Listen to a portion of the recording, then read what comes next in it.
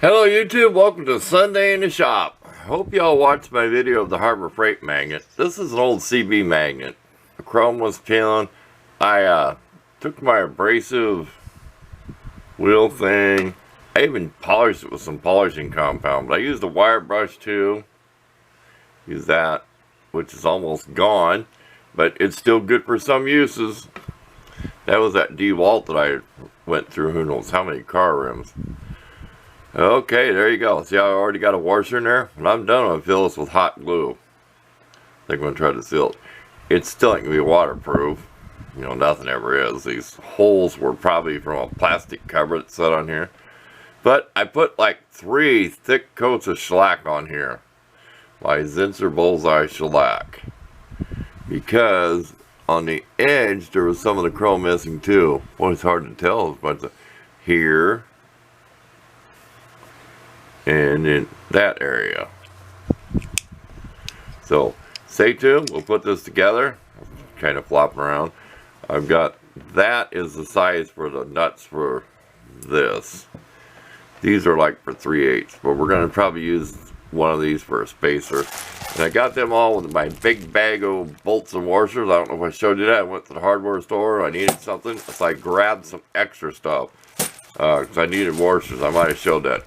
When I go there, I try to grab a bunch of washers. I was going to show a picture on that video of this eye bolt. It's just a common eye bolt. The 2.5 inches means the length of this way. Nothing to do with this diameter. So, you want to pause on that. Okay, stay tuned. Let's not make this too long on this part of the video.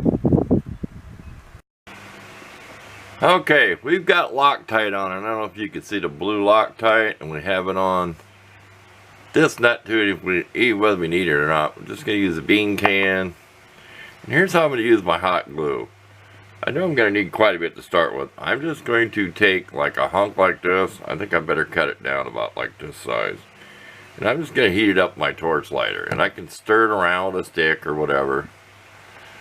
And that's how I'm going to do it, instead of getting out the glue gun. So I'll just show you real quick. This is all I'm going to do. You're not going to hurt the magnet any.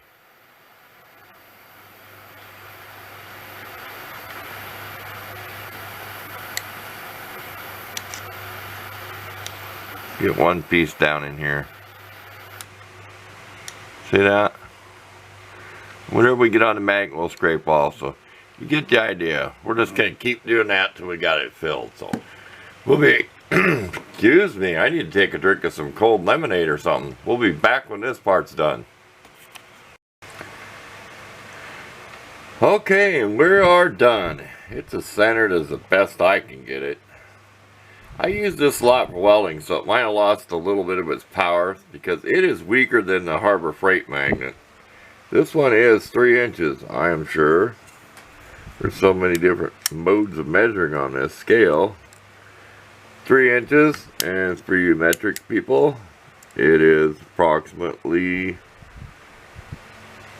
about 76 millimeters. So this is below the level. We just want to keep the junk out of there. Even the nuts below. We just want to keep the junk out of there. So we're not filling it full of crazy iron and crap. Because we do have our scraper. We get a lot of stuff on there. But there you go. I figure it's worth taking up the space here because I know it makes it stronger. It has to. Instead of having just a bolt hanging way up here, it kind of looks better. The other one had the nuts lined up, but we used a big washer here. We never did use the correct size washer for this nut. We used a big one like this. We couldn't use that because we were trying to fill in that big hole that was in here. There you go. Let's move on to something else. We'll snap a couple photos of this, or at least one. So stay tuned for the next part of this Sunday in the Shop. We'll get it right. We always mess up. We always mess up on Sunday in the Shop. I guess we're trying to be more casual, but here, we'll bring you down here. Here you go. Stay tuned. Okay, here's a quick clip for my Canadian viewers. I'm coming to take over. Take 2. Okay, here's a quick clip for my Canadian viewers. I'm coming up there and I'm taking all your change out of your rivers, streams, and lakes. So, neighbor kid bet me years ago that you can't pick up a nickel with a magnet. Quarter dime nickel. You can try to read the dates. I'm not going to take pictures of them. I will some other day. Okay, on to some fun stuff. Remember mood rings? I'll come back to this. I'm going to put it on my finger for a while. We'll warm it up. Okay, here we go. Metal detecting finds. We'll start out with this. And I'll have plenty of pictures, so I hope you want to see the pictures. I found this in my yard. Patented in 1884. American Walthum company. And I'll leave it up to your imagination what this was. Now, I don't believe this was gold plated unless it was just gold wars. But if you look, when you get to the picture, if you look, this is like a shape of Vermont. See it? It's a little bit different because this looks like brass to me. This is copper with silver over top of it, okay? And we'll take it apart real quick. Now, I'm positive I tried to back off this. I mean, when I got this, it was encrusted brown. I mean, I soaked it and everything. This thing's been in vinegar, it's been in every chemical you could ever think of. I used to take cheap Clyde coins and dilute them down with different acids. So I'll have a picture of that, where it says or silver. And I'll have close-up pictures of the mechanism. So we won't show you much detail here. I had to dial for this. It was enameled, all cracked, destroyed, and I lost it. It's in some of my junk. So, no hands, no bezel, but I did have the cracked, destroyed face of the watch, but I lost it somewhere. But I always wanted to put an electric modern watch in here, just for the heck of it. And this is a weird thing. My local city park, I found this chain. Imagine that. My ring turning? It's starting to. More excited we get, more it'll turn blue or green. So, okay, we'll pause. We'll go to the next item. Okay, this kind of blows the camera out, so we're kind of going back and forth. Okay, I went to a park, and everything around it is like 18. Oh, I can't even. I feel so bad. I can't even tell you where my town was incorporated. Believe me, it was before 1880. But this place was way back.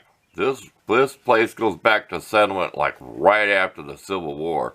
And this town park is out on the edge of town. And it goes way back when Native Americans were still living there. I know people get carried away if you say Indians, but so now I gotta say Native Americans. Anyway, this is what some of the poor farmers had. They were brass Gold War rings. Now I watched a guy on YouTube. I've got on here so you can see it a little better. It's just sandpaper. I'll have some close-ups where I enhanced it.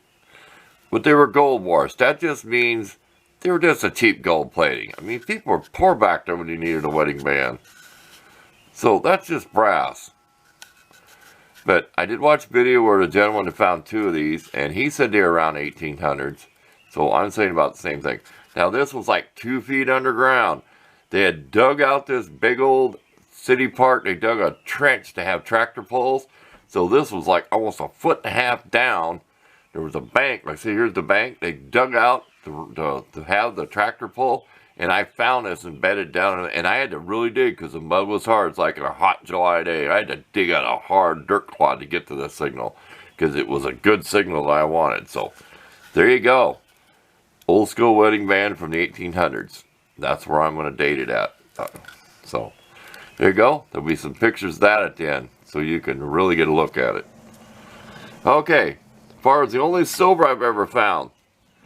1942 Mercury dime. It's not an S. I think if it was the S, it would be worth a fortune. So I'll give you a couple pictures of that.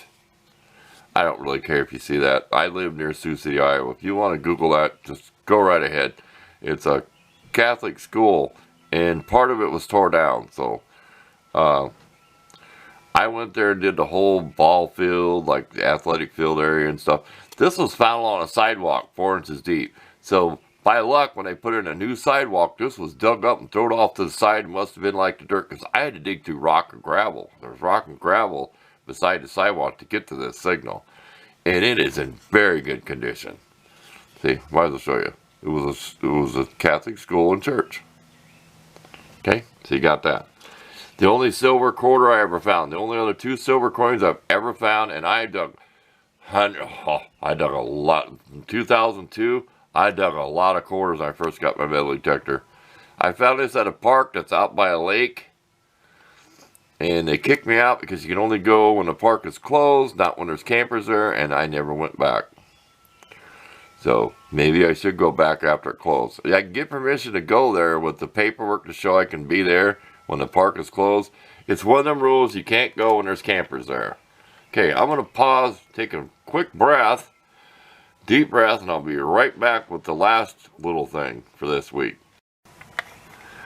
Okay, I'll have pictures of this. This is a token. I just better look at that side. Good for 25 cents in trade. Now, I looked at this. So I even dated this. Farnham Street. In Omaha, Nebraska, there's a Farnham Street, okay? This is the Key Club at the Hotel Wellington. Well, I've done everything I can in Google. I just got through doing it this morning. Try to find anything. Somebody can try to Google it for me. Omaha, Nebraska. There is a Farnham Street. It's 1815 is the address, not the year. So, this token about the size of a quarter. Similar, I should say. No, bigger. So I was wrong. Bigger than a quarter. Not the size of 50-cent piece. So if you want to Google this, you can. I'm going to start doing this. Every week I'm going to show at least 2 coins Sunday in the shop. It's going to be mystery coins and stuff. Of old stuff that you can Google, because believe me, I've got some weird ones. I've got an 1875 coin. I didn't think it's a German coin, because by the language that's printed on it, that I want somebody to help me do the research on these. So, if you're really into doing that stuff, I've got good pictures of this. So, that's it. Let's go to the ring. We'll pause. We'll come back and show you the ring, the mood ring. It should be a green or blue. I'm going to really put it in my hand and warm it up. See, it's only brown. So I'm not super excited yet. Okay, we're getting some green. I just can't get it to go. It will go blue. If it's hot enough out, it will go blue. So, mood ring. I mean, it's modern stuff. I probably bought this 10 years ago. But I had to have it because it was a big popular thing when I was a kid, a mood ring. Oh boy, you gave your girlfriend a mood ring. You were right in there, man. Friendship ring, mood ring. They were cheap back then. For some of the real cheapy ones, this is a little bit better quality. I cannot tell you, but it is a little bit better quality when I was a kid is why I snatched it up in the store years ago. I cannot tell you where the store was. So, there you go. I probably want to take a picture of that. If I get it to turn blue, I will. So, thanks for watching this week. Like I said, each Sunday in the shop, I'm going to feature a couple of coins from my old coins.